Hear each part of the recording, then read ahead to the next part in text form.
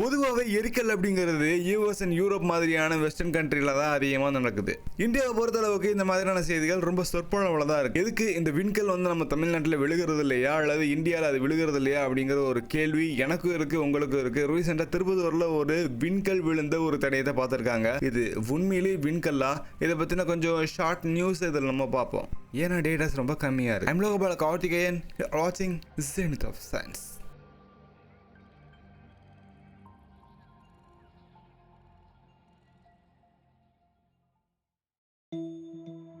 தமிழ்நாட்டில் திருப்பத்தூர் மாவட்டத்தை சேர்ந்த அச்சமங்கலம் அப்படிங்கிற கிராமத்தில் தன்னுடைய நிலத்துல கிட்டத்தட்ட 5 அடிக்கு மேலே குழி ஒன்று விழுந்திருக்கு. இது என்னவா இருக்குன்றது எனக்கு தெரியல. மேபி இது எனக்கு பிடிக்காதவங்க ஏதாச்சும் பண்ணியிருப்பாங்களோ அப்படிங்கிற ஒரு எண்ணத்தில் கம்ப்ளைண்ட் ஒன்று ரைஸ் பண்ணாரு. இது மட்டும் இல்லாமல் இந்த 5 அடி குழியில் வெப்பம் அதிகமாக இருக்கிறதையும் அவங்க பார்த்துருக்குறாங்க, ஃபீல் பண்ணியிருக்காங்க இந்த இடத்துடைய ஓனர். இதை பற்றி அவருக்கு அதிகமாக தெரியல.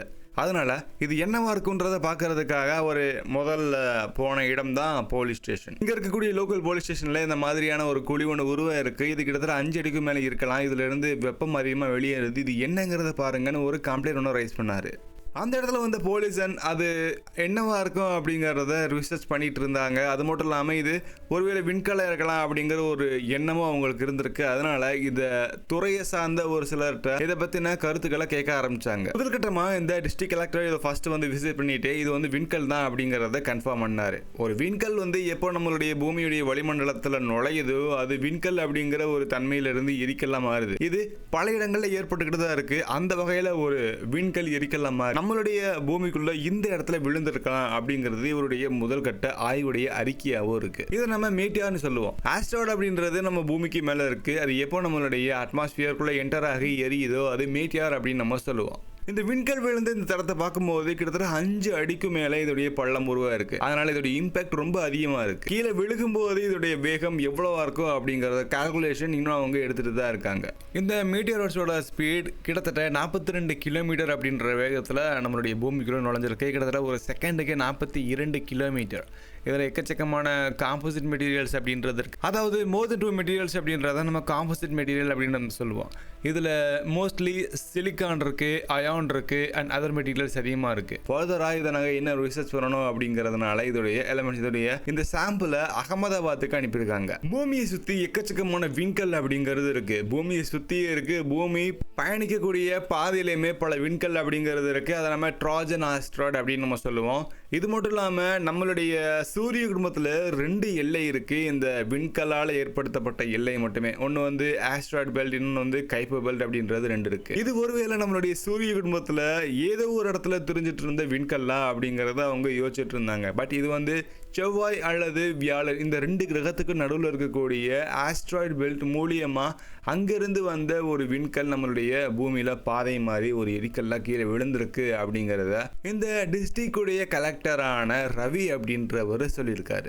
இதுதான் ஃபர்ஸ்ட் டைமா அப்படின்னா இது ஃபர்ஸ்ட் டைம் கிடையாது. எக்கச்சக்கமான இந்த மாதிரியான மீட்டர் சைட்ஸ் அப்படின்றது நம்மளுடைய தமிழ்நாட்டிலேயே நடந்திருக்கு. சரியா பிப்ரவரி 10ஆம் தேதி 2016 ஒரு நியூஸ் ஒன்று வெளியாகுச்சு. வெள்ளூர் அப்படின்ற இடத்துல ஒரு மீட்டர் வந்து கீழே விழுந்திருக்கு. இதன் காரணமா ஒரு பஸ் டிரைவர் வந்து கொல்லப்பட்டிருக்காரு அப்படிங்கிற நியூஸ் வந்து வந்திருக்கு. அந்த காலகட்டத்தில் ஒரு பஸ் டிரைவர் வந்து ரோட்டில் நடந்துட்டு போனதாகவும் அவருக்கு தலைக்கு மேலே ஏதோ ஒரு ஆப்ஜெக்ட் வந்து பறந்து வந்திருக்கிறதாகவும் அது அவர் மேலே விழுந்ததாகவும் இதன் காரணமா அவர் கண்டிப்பா இறந்திருக்காரு அப்படிங்கிற நியூஸ் வந்து வெளியே இருக்கு. நம்மளுடைய தமிழ்நாட்டில் இந்த மாதிரி பொதுவாக ஏதாச்சும் நடந்துச்சுன்னா அதை வந்து வெவ்வேறு ஆங்கிள் வந்து அப்ரோச் பண்ணுவாங்க நம்மளுடைய டிஎன் போலீஸ். அந்த வகையில் இது விண்கல் தான் விழுந்திருக்கா அல்லது இவருக்கு பிடிக்காதவங்க ஏதாச்சும் பாம் மாதிரியான பொருட்களை ஒரு மேலே போட்டிருக்கிறாங்களா அப்படின்ற மாதிரியான இன்வெஸ்டிகேஷன் பண்ணிட்டு இருந்தாங்க. பட் ஃபைனலாக இது வந்து ஒரு பாம் பிளாஸ்ட்லாம் எதுவும் கிடையாது. இது ஒரு மீட்டர் தான் இவர் மேலே விழுந்திருக்கு. இதன் காரணமாக இவருக்கு எக்கச்சக்கமான காயம் ஏற்பட்டிருக்கு. இவர் வந்து உயிர் வந்து கொல்லப்பட்டிருக்கு அப்படிங்கிறத கன்ஃபார்ம் பண்ணியிருக்காரு. அண்ட் அஃபிஷியலாக தமிழ்நாடு சீஃப் மினிஸ்டர் ஜெயலலிதாவும் கன்ஃபார்ம் பண்ணியிருக்கிறாங்க. இது வந்து எந்த விதமான பாம் பிளாஸ்ட் கிடையாது. இது ஒரு ஆஸ்ட்ராய்டு விழுந்ததுக்கான ஒரு தடம் அப்படிங்கிறத கன்ஃபார்ம் பண்ணியிருக்காங்க. ஸோ இந்த மாதிரியான நியூஸ் வந்து பல இருக்குது. பட் எதுக்காக நம்ம இது ஈஸியாக ஏற்றுக்கிறது இல்லை? நம்மளுடைய தமிழ்நாடு மட்டும் இல்லாமல் இந்தியாவில் பொதுவாகவே இந்த ஆஸ்ட்ராய்டு பற்றின பேசிக்கான நாலேஜ் அப்படிங்கிறது பரவலாக இல்லை. இப்போ இருக்கக்கூடிய ஜெனரேஷன் பற்றி நம்ம சொல்லணும்னா இப்போது ஸ்பேஸ் சயின்ஸை அதிகமாக பார்க்க ஆரம்பிச்சிருக்காங்க. ஸோ ஆஸ்ட்ராய்ட்னா என்ன, இந்த மாதிரியான நமக்கு பிடிக்காதவங்க ஏதாச்சும் பண்ணுறாங்கன்னா இந்த பாம் மாதிரியான இந்த எக்ஸ்ப்ளோசிவ் மேட்டர் வந்து என்னவா இருக்கும் அப்படிங்கிறது அவங்களுக்கு தெரியுது. ஸோ இது பழங்காலத்தில் இருக்கிறவங்க இப்போது பழைய ஆளுங்க அப்படிங்கிறது அது மீட்டராய்டு தான் இருக்குமா அல்லது வேறு ஏதாவது இருக்குமான்ற ஒரு கன்ஃபியூஷன் இல்லாதவங்க பெருசாக எடுத்துக்கிறது இல்லை. ஆனால் வெஸ்டர்ன் கல்ச்சரில் ஏதாச்சும் கீழே விழுந்துச்சுன்னா அது மீட்டராய்டு அப்படிங்கிறத அவங்க ஈஸியாக ஐடென்டிஃபை பண்ணிடுறாங்க. ஸோ நமக்கு ஸ்பேஸ் சயின்ஸில் கொஞ்சம் நாலேஜ் அதிகமாக தேவைப்படுதுங்கிறது எந்த விதமான மாற்று கருத்துமே இல்லை. எனக்குமே பர்சனலாக ஒரு எக்ஸ்பீரியன்ஸ் ஒன்று இருக்குது. அது என்னென்னா இது ஒரு 2 அல்லது 3 வருஷத்துக்கு முன்னாடி நம்மளுடைய ஃபாலோவர்ஸில் ஒருத்தர் வந்து கால் பண்ணி இந்த மாதிரியான ஒரு மீட்டராய்டு வந்து எனக்கு கிடச்சிருக்கு, என்னுடைய நிலத்தில் அதிகமாக இருக்குது, இது என்ன மாதிரியான ஒரு எலமெண்ட் அப்படின்றது தெரியல, பட் இது உண்மையிலேயே எனக்கு தெரிஞ்ச அளவுக்கு இது ரொம்ப எக்ஸ்பென்சிவான ஒரு எலமெண்ட்டாக இருக்கும் அப்படிங்கிறத அவர் சொன்னார். இது பார்த்தீங்கன்னா ஃபோட்டோஸ் வந்து எனக்கு முன்னாடி அனுப்பி விட்டுருந்தாரு. அதை வச்சு பார்க்கும்போது இது எரிஞ்சிருக்கு, இது பாதி எரிஞ்சும் எரியாத ஒரு கல் அப்படிங்கிறது கன்ஃபார்மாக தெரியுது. எனக்கு இது கண்டிப்பாக மீட்டராய்டாக தான் இருக்கும் அப்படிங்கிறது எனக்கு பர்சனலாக ஃபீல் ஆச்சு. இதை நான் என்ன பண்ணுறது அப்படிங்கிறத அவர் கேட்டிருந்தாரு. நான் சொன்னேன், நீங்கள் லோக்கலில் டிஸ்ட்ரிக்ட் கலெக்டர் இருப்பாங்க, அவங்கள்ட்ட நீங்கள் ஒப்படைக்கலாம், அல்லது ஸ்டெல்லரியம் போனீங்கன்னா அவங்க உங்களுக்கு கைட் பண்ணுவாங்க. அது மட்டும் இல்லாமல் டெலஸ்கோப் மாதிரியான ஆஸ்ட்ரோ சயின்ஸ் சம்மந்தமான இடத்துல போய் இதை பற்றி பேசுனீங்கன்னா கண்டிப்பாக அவங்களுக்கு ப்ராப்பராக கைடன்ஸ் பண்ணுவாங்க. இதை வச்சு என்ன பண்ணுறது, யாருக்கிட்ட அதை ஒப்படைக்கிறது, எப்படி இதை டிஸ்கவர் பண்ணுறதுன்னு. ஸோ நீங்கள் அதை ஃபாலோ பண்ணுங்கள் அப்படின்னு நான் சொல்லிக் கொடுத்தேன். அதுக்கு மேலே அவர் என்ன பண்ணார் அப்படின்றது எனக்கு தெரியல, எந்த நியூஸுமே எனக்கு வரல.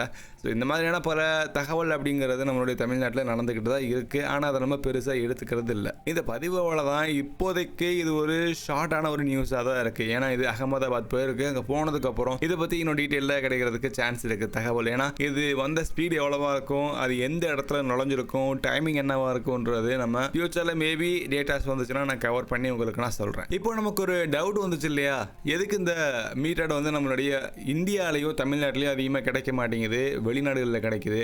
இதே மாதிரி தான் யூஎஃப்ஓ மாதிரியான ஒரு சில சைட்ஸ் வந்து நம்மளுடைய தமிழ்நாட்டில் அதிகமாக வர்றதில்லை. இது என்ன ரீசன் அப்படிங்கிறத நான் சொல்கிறத விட இந்த ஃபீல்டில் இருக்கக்கூடிய ஒரு ஹையர் அத்தாரிட்டியான former group director system reliability spacecraft propulsion system and சென்சாரை சேர்ந்த டாக்டர் இங்கர்சல் செல்லதுரை அப்படின்றவர் நான் ஒரு இன்டர்வியூ ஒன்று எடுத்திருந்தேன். அதில் கிட்டத்தட்ட 10க்கும் மேற்பட்ட கேள்விகள் கேட்டிருந்தேன். நீங்கள் என்கிட்ட என்னெல்லாம் கேட்கணும்னு நினச்சிங்களோ கேட்டிருந்தீங்களோ அதுக்கான ப்ராப்பரான இன்ஃபர்மேஷன் அவர் கொடுத்துருக்காரு. அதை நீங்கள் ஒருவேளை பார்க்கணுன்னா இப்போ ஐகார்டில் அதுக்கான லிங்க் ஒன்று ஷோ ஆகும், நீங்கள் கிளிக் பண்ணுங்கள். கண்டிப்பாக அது உங்களுக்கு ரொம்ப யூஸ்ஃபுல்லாக இருக்கும். இதே மாதிரி வித்தியாசமான வேறு சில வீடியோவில் நம்ம கண்டிப்பாக சேர்ந்து பண்ணிக்கலாம். அது ஒரு உங்களிடம் இருந்து விடுவதும் லோகபால கார்த்திகேயன்.